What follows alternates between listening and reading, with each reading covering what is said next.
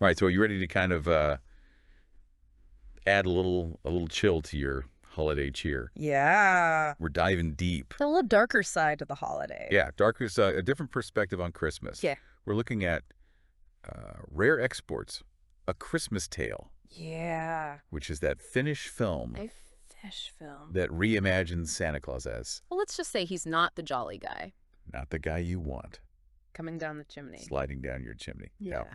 And what's really interesting about this one is we're actually looking at another podcast's deep dive on this film. Yes. So it's sort of an interpretation of an interpretation, Exactly. which I always find fascinating. You see what someone else saw in the film. It adds a whole other layer to Yeah. it. Yeah, exactly. So we're gonna buckle up and go beyond milk and cookies and all that, Definitely beyond milk and cookies. and really explore this different and darker and culturally rooted Santa Claus, Yeah.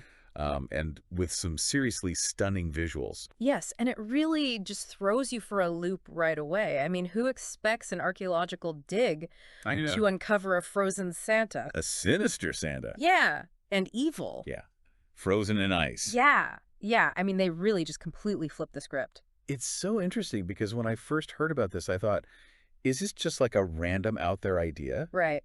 But, reading through the source material, Hmm. it really seems like they drew on actual Finnish folklore for this. Yeah, and that's what I think makes this film so unique. It's not just like a B horror movie, Right. where it's just blood and guts and trying to scare you. It's actually is tapping into something very specific and culturally relevant. Right. I mean, in Finnish folklore, Santa Claus, or as he's known there, Julipuki, he's a much more ambiguous figure. Okay. He's not all about gifts and presents. He's also the guy who punishes you if you're bad. Okay. So there's already that element of fear and darkness sort of built into the character. Right. So they're really taking that and running with it. They are, yeah. They take it and make it even darker and even more unsettling.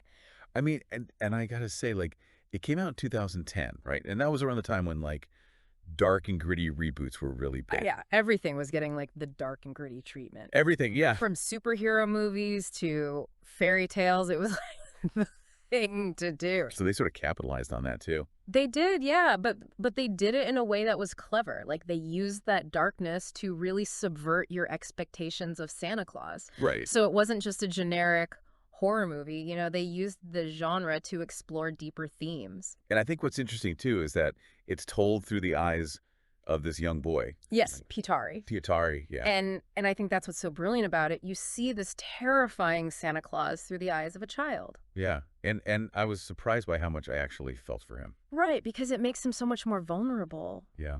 He's just a kid facing this ancient evil. And that vulnerability makes it so much more effective. Yeah. I mean, one of the things that really stood out to me reading through the other podcasts' take on this was that they actually praised the film's humor. The humor, yeah. Which I was kind of surprised by at first. It's not like your typical Christmas comedy, though, is it? No, it's very dry. It's very understated. Yeah. But it's there. And it's crucial, because it keeps the film from being too oppressive or too dark. Yeah. I mean, they talked about one scene where there was, I think, a naked Santa in a sauna. Yeah. I'm guessing that's an example of that dry humor. Yeah, without giving too much away, let's just say it's a scene that really captures that perfect blend of funny and scary. Interesting. Yeah, you're kind of laughing and cringing at the same time. Yeah.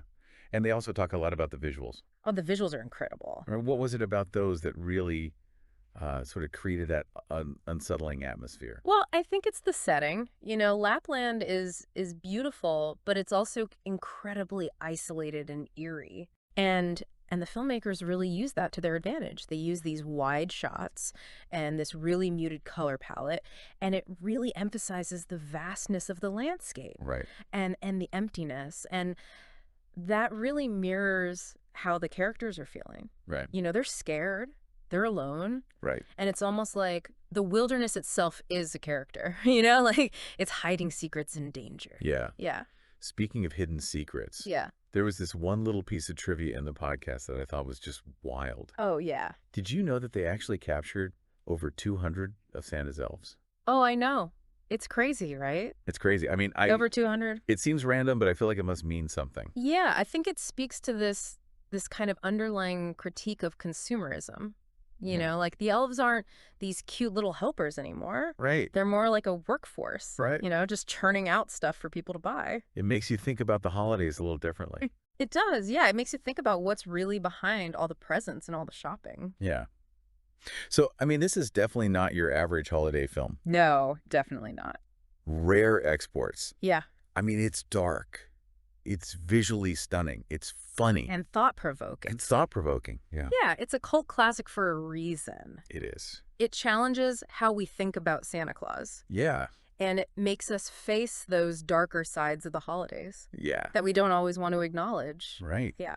And it makes you wonder, I mean, does knowing about this darker, more culturally specific Santa Claus, does that change how we see the more commercialized Santa? That's a good question. Does it add depth?